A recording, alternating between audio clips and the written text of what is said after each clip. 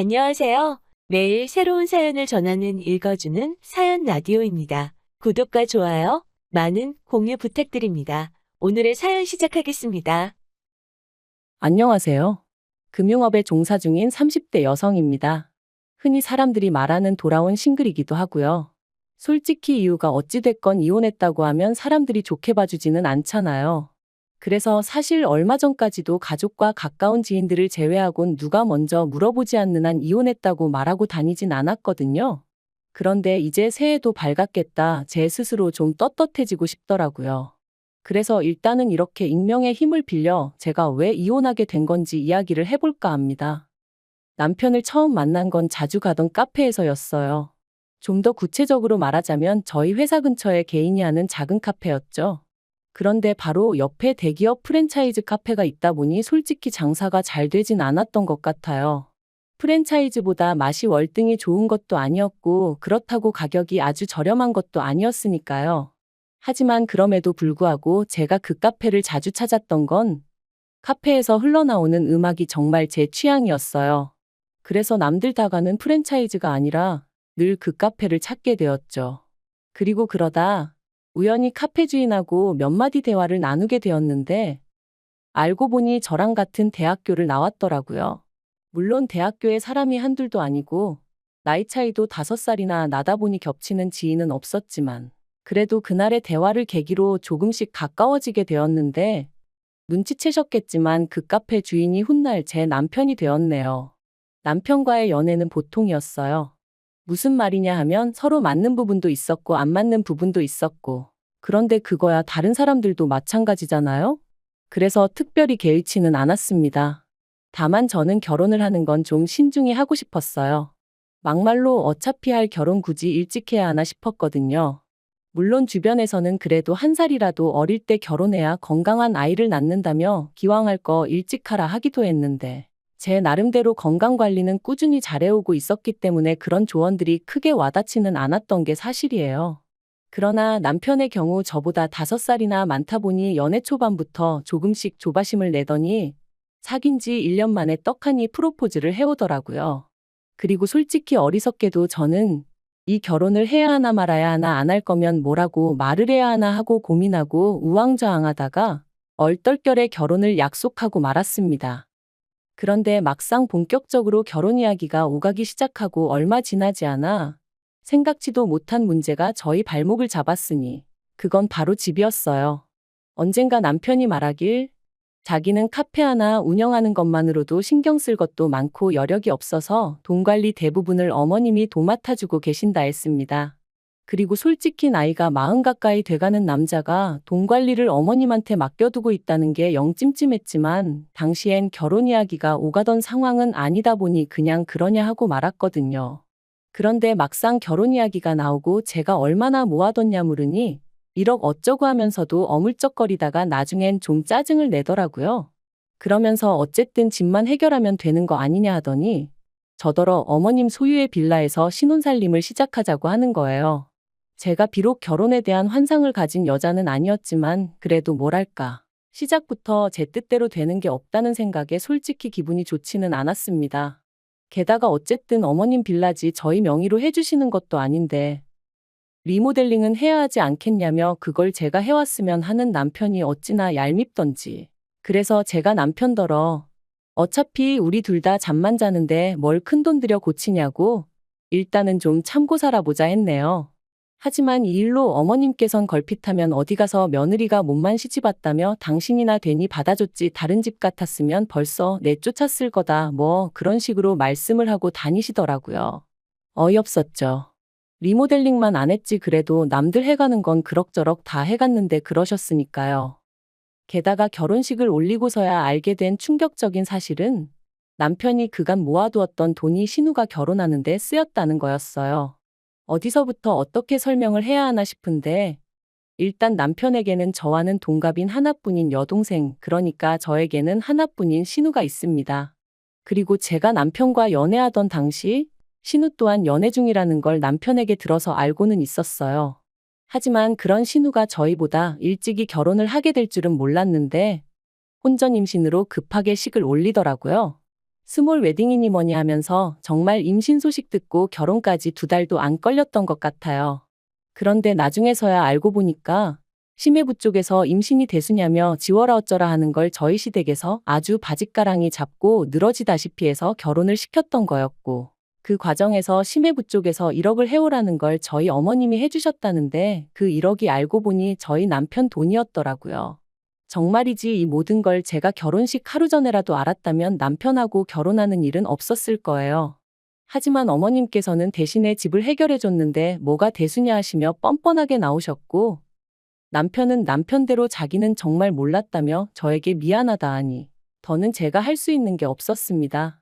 그리고 이건 정말 아무에게도 말하지 않았던 건데 변호사를 만나보니 제 경우는 사기 결혼도 아니고 그래서 혼인무효도 안 될 거라고 했었거든요. 그러니 정말 분통 터지더라고요. 아무튼 그 사실을 알고 나서는 신우고 어머님이고 솔직히 누구 하나 제 눈에 곱게 보일 리가 없었죠. 하다못해 둘 중 한 사람이라도 상황이 그래서 그럴 수밖에 없었다. 미안하다 했으면 모르겠는데 그런 말 한마디 건네는 사람도 없었고요. 그래서 저 나름대로 시댁과는 거리를 두고 지냈습니다. 남편도 사정을 다 알고 있었으니 그런 저에게 서운하네 어쩌네 말하지 못했거든요. 그래서 때로는 중간에서 이도저도 못하는 남편을 보고 있으면 좀 짠할 때도 있긴 했는데, 그래도 그건 그거고 마음이 도통 풀리지가 않으니 저도 어쩔 수가 없었답니다. 그런데 그런 와중에 신우가 유산을 했어요. 결혼식 올리고 혼인신고하기가 무섭게 말이죠. 임신 8개월 차였는데 유산이라니. 어머님은 이게 다 심해부 쪽에서 하도 신우를 잡아대서 이렇게 된 거라며 내 딸 인생 책임지라고 난리가 나셨고, 심해부 쪽에서는 애 때문에 억지로 결혼을 허락했는데 평소에도 하고 다니는 꼬라지가 마음에 안 들더니 기어이 애 하나를 못 지켜서 이 사단을 내느냐며 신우 탓을 하는 모양이었습니다. 그리고 급기야 신우의 유산은 양가 어른들의 싸움으로 번지면서 저희 시부모님은 심해부 쪽 식구들을 고소를 한다고 드셨고, 이 일로 신우와 심해부의 사이도 빠르게 틀어지더라고요. 물론 신우가 저를 붙잡고 이야기를 해준 것은 아니고 저도 남편을 통해 들었다 보니 솔직히 정확히 어떻게 상황이 흘러갔는지 다는 알지 못하지만 제3자라면 제3자인 제가 보기엔 어쨌든 신우가 제일 힘들 텐데 정작 신우 힘든 건 제대로 신경 써주는 사람이 하나도 없는 것 같아서 평소에 신우에 대해 제가 가지고 있던 감정과는 별개로 연민이 다 느껴지더라니까요. 아무튼 결국 신우는 결혼한 지 꼬박 1년 만에 이혼을 했습니다. 정확히는 모르지만 결국 유산의 원인이 신우한테 있다는 식으로 상황이 흘러가 시집갈 때 가져간 저희 남편 돈 1억도 온데간데 없이 빈몸으로 쫓겨나듯 나왔지요. 하지만 불쌍한 마음을 가진 제 스스로가 한심하게 느껴졌던 건 이혼한 지 정확히 반년 만에 신우가 웬 남자랑 다시 살림을 차렸다는 거예요. 저희 남편보다도 10살이나 많은 남자였는데 자기의 아픈 상처까지 이해해주는 사람이니었더니 하더니 그 남자랑 같이 살기로 했다나요? 아버님은 당신 딸인데도 불구하고 미친 X라며 정신 차리라 욕을 하셨지만 어머님은 그래 너만 행복하면 됐다는 식이셨어요. 남편도 지가 좋다는데 누가 말리겠냐 하면서 알아서 하게 내버려두란 식이었고요. 아무튼 온 집안을 쑥대밭을 만들어 놓고 신우가 그 남자가 사는 아파트로 들어가게 되었는데 알고 보니 저희 친정아버지가 경비원으로 일하시는 아파트였습니다. 신우가 자기 남자친구 아파트가 어떻고 저떻고 하는데 너무나 낯익어 물어본 게 화근이었어요. 옆에 있던 남편이 먼저 거기 장인어른이 계시는데 아니냐며 저에게 물었고, 저는 원래 거짓말을 잘하지도 못하고 감정을 숨기지도 못하는 사람이다 보니 맞다고 순순히 대답해버렸죠. 그리고 사실 친정아버지께서 경비원으로 일하고 계시다는 사실이 저에게는 그다지 부끄럽다거나 숨기고 싶은 일도 아니었고요. 참고로 저희 친정아버지께선 줄곧 대기업에서 회사 생활을 하시다가 당신 한 사람이 관두면 젊은 직원 2사람이 자리를 보전할 수 있다며 제발로 나오신 분이세요. 몇 년만 더 계셨으면 정년퇴직을 하실 수 있으셨지만 하루가 다르게 젊은 직원들 자리가 줄어드는 걸 보니 마음이 안 좋으셨다면서 말이죠. 그리고 다른 사람들은 이런 친정아버지의 결정을 어떻게 생각할지 몰라도 저는 아버지의 그런 배려가 무척이나 존경스러웠답니다. 한편 이후로 저는 아버지께서 당분간 좀 쉬면서 취미생활도 하고 그러실 줄 알았는데 한 달도 되지 않아 저에게 부담이 되고 싶지는 않다시며 직접 일자리를 찾아 나서셨고 그렇게 경비원으로 근무하게 되셨네요. 사실 처음에 경비원으로 일하게 되셨다 하셨을 때 저나 친정어머니가 얼마나 말렸는지 몰라요. 워낙 미디어에서 갑질당한 경비원들에 대해 자주 다루었다 보니 저희 아버지도 그런 일을 겪진 않을지 걱정이 되었으니까요. 하지만 아버지의 뜻이 어찌나 완강하시던지. 아무튼 신우가 저희 친정아버지가 경비원이라는 이야기를 듣더니 아주 묘한 표정을 지으면서 경비 같은 건 먹고 살기 빠듯한 사람들이나 하는 거 아니냐 묻대요. 마치 너무나 당연한 사실처럼 말이죠. 그리고 솔직히 전 그런 신우의 태도에 빈정이 확상했지만 그래도 정말 몰라 저러나 싶어서 요새는 꼭 그렇지만도 않다. 오래 배우시고 그러신 분들도 많이 하신다. 우리나라가 노인분들이 일할 자리가 많이 없지 않냐 하고 대답해줬어요. 하지만 신우는 계속 저더러 고민이 많겠다는 둥, 자기가 잘 챙겨드리겠다는 둥 쓸데없는 소리를 해댈 뿐이었지요. 그런데 그렇게 신우가 남자친구랑 동거를 시작했다는 이야기를 듣고 2달 좀 넘었을 때였습니다. 친정어머니께서 전화를 해오셨는데 목소리에 근심 걱정이 가득하시더라고요. 그래서 제가 무슨 일이라도 있으신 거냐고 왜 그러시냐 하니까 며칠 전부터 친정아버지가 일만 마치고 집에 오시면 표정이 좋지 않으시고 방에 가만히 누워만 계신다는 겁니다. 입맛도 없다 하시면서 말이죠. 혹시 입주민들하고 무슨 일이라도 있으셨던 건 아니냐 물으니 그런 것도 아니다 하시면서도 정확한 이유는 말을 안 해주신다나요? 그러면서 어머니가 시간 날 때 아버지 점심시간에 맞춰 가서 밥 한번 같이 먹을 수 있겠냐 물으셨어요. 그래서 당연히 그러겠다 했죠. 그리고 바로 이튿날 회사에는 반차를 내고 아버지가 계신 아파트 단지로 향했습니다. 멀리서 아버지를 발견하고 저는 반가운 마음에 아버지를 부를 뻔했는데 동시에 너무나 충격적인 장면이 눈에 들어왔어요. 친정아버지를 앞에 세워두고 어떤 젊은 여자가 고래고래 소리를 지르고 있었거든요. 아무리 아버지의 일터라지만 순간 상황 판단을 하고 말고 할 새도 없이 제 몸이 먼저 반응했습니다. 누구신데 한참 어른한테 소리를 지르냐며 여자 얼굴을 딱 봤는데 신우였어요. 어이가 없어서 아가씨 지금 무슨 짓이냐니까 신우도 좀 당황한 듯 하더니 이내 이건 입주민과 경비원 간의 이야기니 저는 좀 빠져달라대요. 그래서 제가 도대체 왜 그러냐 이유나 들어보자 했습니다. 그랬더니 저희 아버지께서 하시는 말씀이 네 신우라는 사람이 자기 장 보고 오는 내내 주차장 자리를 막고 있으라더라 그러시는 거예요. 순간 제 귀를 의심했어요. 자리를 막고 있으라니 그게 무슨 뜻이냐니까 허수아비 마냥 차 한 대 들어갈 자리에 가만히 서 있으라고 하더라나요. 그래서 제가 신우더러 아파트에서 그런 게 어딨냐 하고는 그리고 상식적으로 우리 아버지가 아가씨 하인이냐고 왜 그딴 일을 시키냐 따졌습니다. 그랬더니 신우가 하는 말이 자기가 낸 관리비로 저희 아버지가 월급 받아가는 거 모르냐면서 그럼 월급 주는 주민을 위해서 그 정도 일은 당연히 할 수 있는 거 아니냐대요.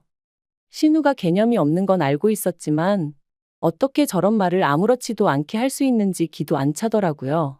그래서 제가 신우더러 살다 별 거지 같은 소리를 다 듣겠다고 아파트 사는 게 뭐 얼마나 대단한 일이라고 그런 특권의식을 가질 수가 있냐 했습니다.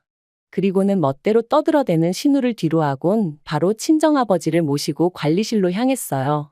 아버지께 소가리는 그만하시고 그간 당하셨던 일 전부 다 이야기하시라면서 말이죠.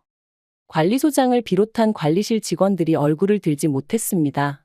제가 이 아파트의 입주민이 어떻게 갑질을 하는지 언론사마다 제보를 하겠다고 했을 땐 정말 죄송하다며 그렇게 한번 다뤄지면 집값에도 영향이 많이 간다고 저에게 한 번만 기회를 달라 뭐 그런 식으로 얘기를 하기도 했지요.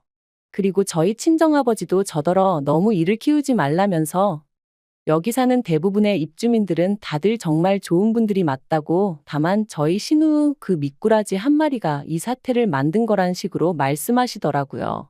그런데 그때 관리소장이 서류를 뒤적이며 하는 말이 좀 이상하답니다. 신우가 사는 그 호수는 지금 비어 있어야 정상이라는 거예요. 원래 부부랑 학생인 자녀까지 셋이 사는 집이었는데 그 집 아빠가 회사 일로 해외에 나가게 되면서 가족들도 같이 나갔고 1년 후에나 돌아오기로 되어 있다나요.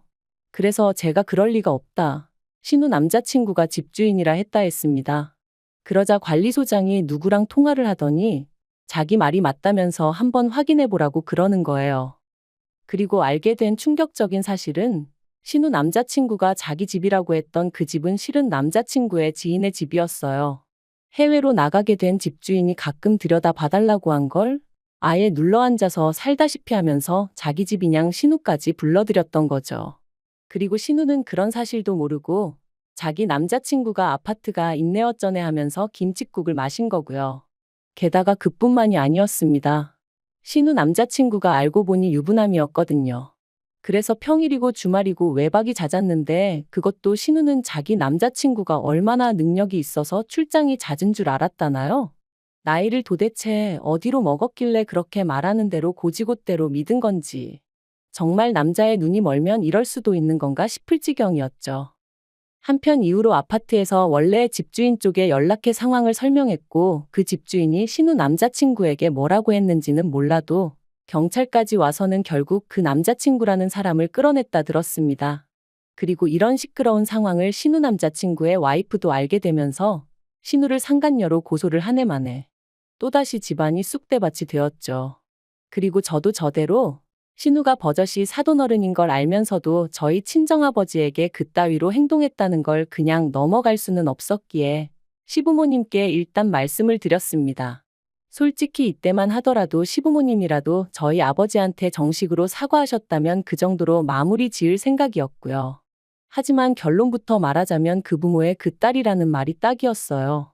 어머님께서는 신우가 말투가 원래 좀 톡톡 쏘는 말투라 그런 거지 절대로 저희 아버지를 무시한 건 아니었을 거라며 마치 저희 아버지가 자격지심으로 오해를 했단 식으로 말씀하셨으니까요. 뿐만 아니라 저희 아버지가 좀 참아줬으면 자기 딸이 지금 이런 일을 겪을 리가 있냐며 오히려 당신이 저희를 원망하고 싶다 하시는데 얼마나 황당하고 상종 못한다는 표현을 이럴 때 쓰는 건가 싶더라니까요.